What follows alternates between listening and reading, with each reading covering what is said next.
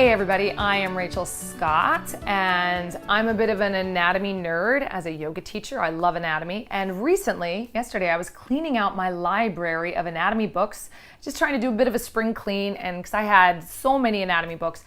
And as I cleaned a bunch out, I thought I would share with you my top favorites and why. These are the ones that are staying in my library and I'll probably never get rid of them. So if you are a yoga teacher or a yoga student keen to learn more about anatomy and interested, these might be some suggestions that would work for you. So I'm going to start from the most accessible. So if you're just starting off getting into anatomy, then some of the books that I would recommend are Ray Long's Key Muscles of Hatha Yoga or Muscles of Hatha Yoga.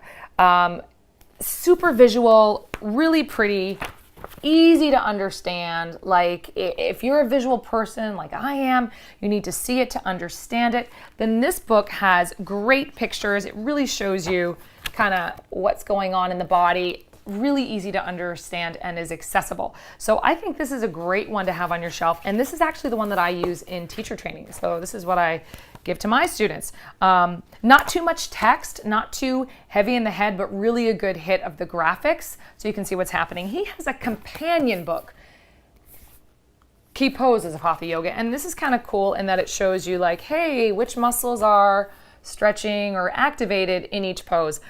I have to be honest, I didn't really get into this one as much. I think it's interesting and cool, but I think you'd be just fine with the key muscles as a place to start. So that would be the most graphic, kind of visual, hey, just give it to me, let me see what's happening kind of book. Those are really good resources. Up from that, the next book I would recommend is by Leslie Kaminoff called Yoga Anatomy. So you might have heard of Leslie. He is a wonderful teacher. And in this book, he and Amy Matthews, who is his colleague, first of all, they give you more text. So you get a little bit more information about different things, about discs and ligaments and the bandhas, the diaphragm. Leslie's very into breathing, knows a lot about it, so you get a lot of information about that. But then you also get different poses, and he shows you kind of what muscles are implicated in these different poses and what's happening.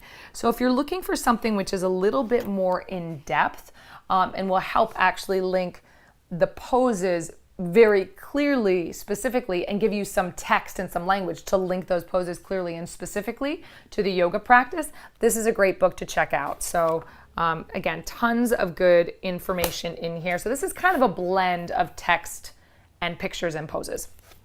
Another one I should mention is Judith Hanson Lasater. So she is also a wonderful senior teacher in the yoga community, and she was a physiotherapist. And in her book, Yoga Body, not only does she give you pictures, not as many pictures, but she does give you pictures, but not as many, I'll be honest. But what she does, which is kind of cool here, is that she links it into experiential practices. So she gives you an understanding of what's going on and, then does experiential anatomy so that you can practice and try to actually feel these things in your own body.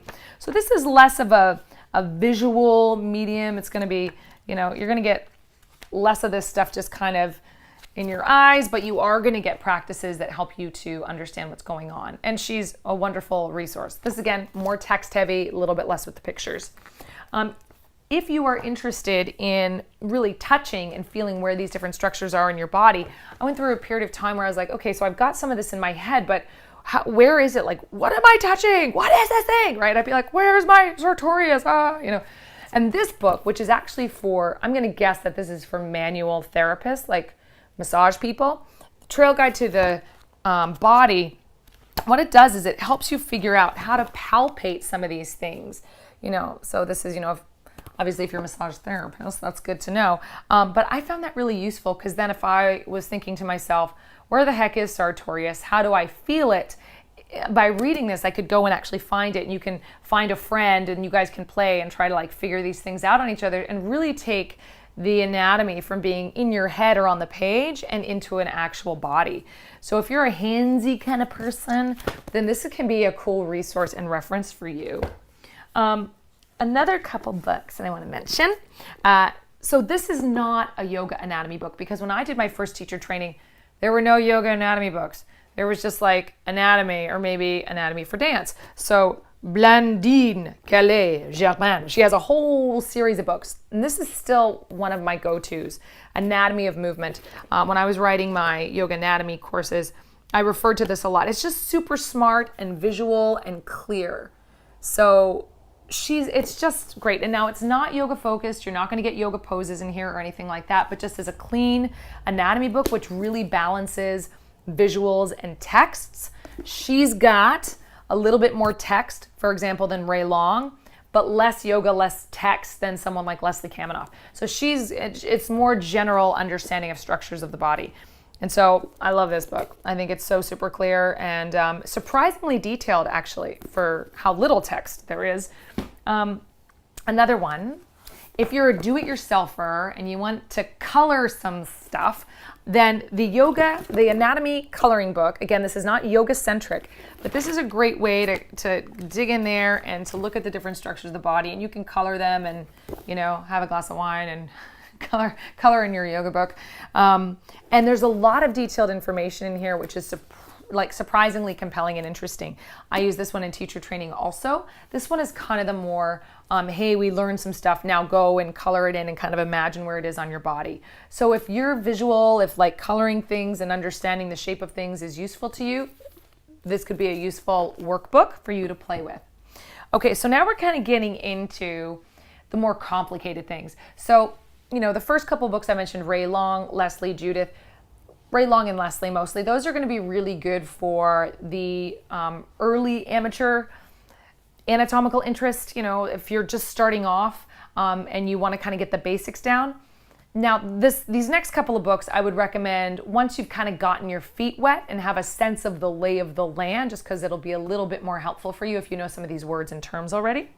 Bernie Clark, amazing. He's written 2 books so far. I think it's going to be a 3-book series. Bernie is so nerdy and amazing and smart and detailed and meticulous. But these books do go down a rabbit hole. Like they go deep into things like the different joints of the spine and every possible movement they can do. So, I have to reread things. I use them as a reference and I would have to reread these pages several times just to kind of soak it in and get what he was saying because he's so smart. But if you're really a nerd and you want to go there, then Bernie Clark is a great guy for you to know. You should check him out. And then one major piece that I want to mention here is that yoga anatomy is, whenever we look at a yoga anatomy book, we have to remember that it's just a model, that it's really just an idea of what the inner body looks like. Because when we go inside the body, it's not cut into all of these little pieces. The body is not dissected, it's whole, and all of these parts are connected intimately to each other. We are one thing, not many things. But it's useful for us to, again, look at a yoga anatomy book and parse these things apart or parse these muscles apart and look at them individually. But when we do that, it's easy to forget how interconnected our whole body is and how it all works together. So a really cool book to sort of blow your mind open and think about the body working together is a book called Anatomy Trains by Tom Myers. And hold that up again. And what's very interesting about this book is that it shows how there may be continuities between certain lines in the body, and it wakes us up to think a bit more holistically about how our body functions in movement as a whole. So again, we're not just muscles stuck together, we're interlayered with tons of connective tissue, and all these things are connected and pull on each other and everything else. So this is it's really interesting to consider this as a model for how different parts of us can pull on each other and work together. So I recommend this if you are an anatomy nerd and have been working with anatomy for a while and are curious to see how someone else constructs us as kind of a whole integrated being and how these different parts kind of work together. Interesting. And also, in addition to all of these books, which this is, again, your library video, like things you might want to have in your library, because I love to have the books themselves. But you guys, there's tons of stuff online. And one I will mention in particular, one resource that I will mention is my anatomy teacher, who I did my dissections with. Gil Headley, you can Google him. He's got tons of online resources that are just there free, like videos. So if you want to go deep into like cadaver dissection and see some of this stuff in an actual form, and you're up for that, it's not to everyone's cup of tea, I understand, but that's a great resource for you.